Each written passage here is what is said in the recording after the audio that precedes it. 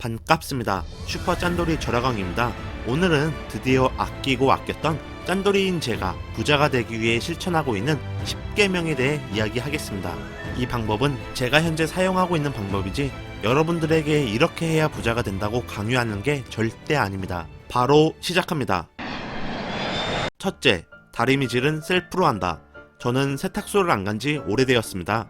안 가는 이유는 돈과 시간 때문이죠. 먼저 일주일에 6,000원 이상은 꼭 소비를 해야 합니다. 셔츠 2장, 하의 1장은 세탁을 하니까요.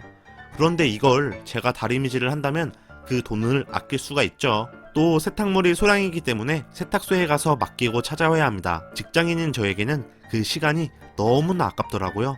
차라리 그 시간에 유튜브를 하겠어요.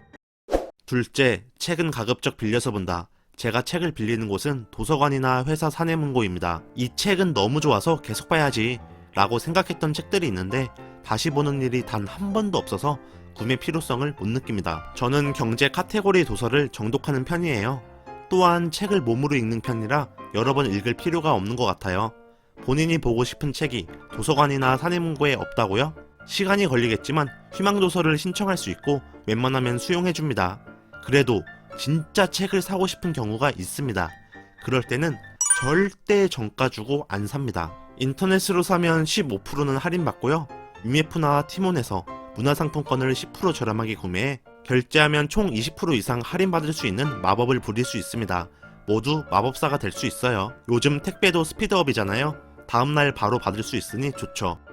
셋째, 신상품을 사지 않는다. 주로 핸드폰, 가전제품, 옷, 신발을 신상품으로 사지 않습니다. 신상품이라 해봤자 몇 개월만 지나면 다른 신상품이 나오면 그거는 구상품이 되기 때문이죠. 굳이 난 얼리 어답터라 최신 아이폰 100만원 주고 질렀어 라고 뽐낼 필요가 없습니다. 그것보다 난 최신 아이폰보다 한 단계 낮은 모델을 정가가 100만원인데 50만원 주고 샀어가 훨씬 자랑스럽지 않나요? 사실 저는 돈 주고 핸드폰을 사지는 않습니다. 솔직히 기능에는 큰 차이 없고 실제로 그 기능들을 다 활용하지도 않잖아요.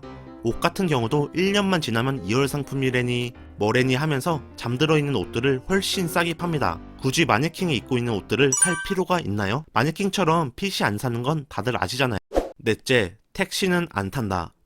이거 좀 죄송한 이야기인데 택시 자주 타는 분들 보면 신기합니다. 아마 다들 핵 급한 일 때문에 타는 거겠죠? 어쨌든 저는 택시를 제 의지로 타지 않습니다. 2019년에 택시를 단 한 번 타봤는데 와이프 몸이 안 좋아서 버스를 못 타는 상황이었습니다. 친구들이랑 같이 있을 때 빼고요. 제가 절약해야 한다고 친구들을 희생시키지는 않아야죠.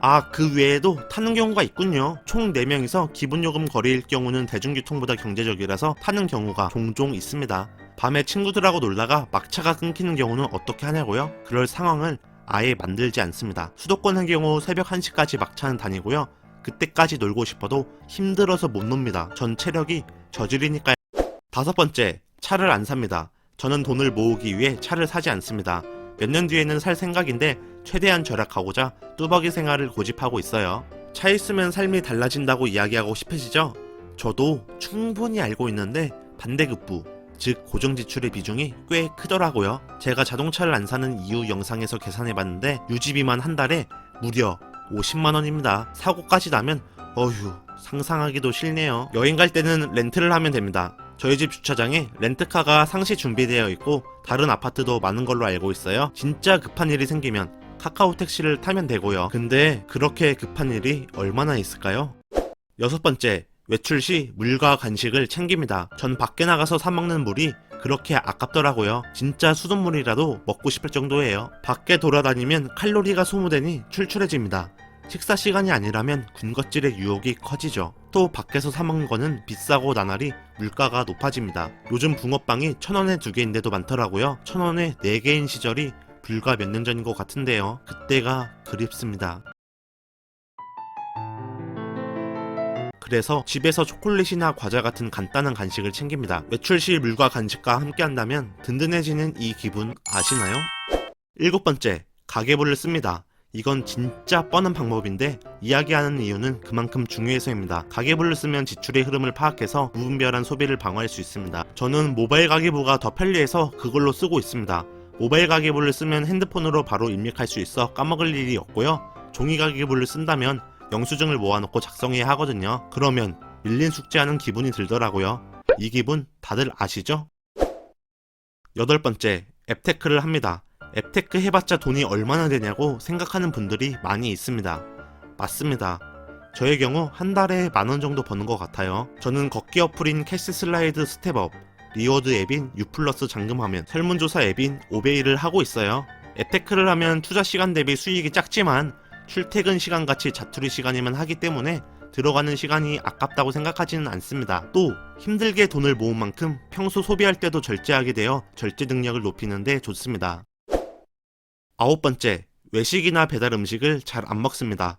이것만 줄여도 돈을 많이 아낄 수 있습니다. 저는 집밥을 주로 해먹고 냉파를 하는 편이에요. 예전에는 냉장고가 꽉 차 있으면 마음이 든든했는데 이제는 비어있는 모습이 너무나 뿌듯합니다. 요리를 못해서 집밥을 못해 먹는다고 생각하시나요? 요리 유튜버 영상 보고 따라해도 되고요. 이것저것 넣다 보면 결국 먹을만한 음식이 됩니다. 본인이 만든 건 그나마 먹을만 하잖아요. 1인 가구의 경우 집밥이 외식보다 비싸다고 하는데 남은 재료를 냉동실에 보관해 놓고 쓰면 결국에는 집밥이 더 싸게 먹힙니다. 음식점 주인은 임대료, 인건비, 세금, 공과금을 내야 하는데 외식이 더 쌀 수가 없죠. 자영업자분들이 자원봉사 단체는 아니잖아요. 10번째, 어떻게든 할인받아서 구매합니다. 정상가는 비정상가라는 모토 아래 정상 가격으로 구매하지 않습니다. 요즘 세상이 좋아서 구매할 수 있는 루트는 많고요. 경쟁이 치열하다 보니 남들보다 저렴하게 판매를 합니다.